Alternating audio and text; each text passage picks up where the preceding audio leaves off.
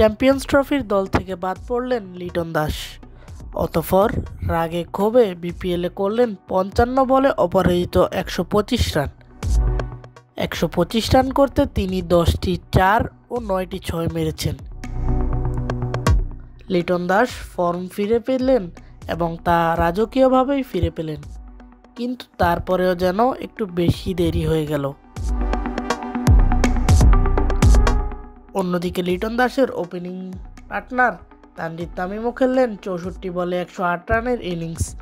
তিনি মেরেছেন ৮টি ৬ ও ৬টি ৪। এতেই যেন ইতিহাস হয়ে গেল। রেকর্ড বই একেবারে তছনছ করে দিলেন ঢাকার দুই ওপেনিং ব্যাটার।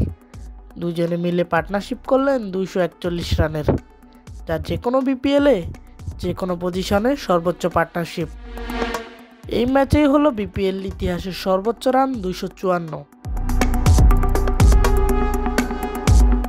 অতঃপর সব বিতর্ক ছাপিয়ে বিপিএলে মাঠের খেলা জমে গেছে, যা ভালোই উপভোগ করছেন দর্শকেরা।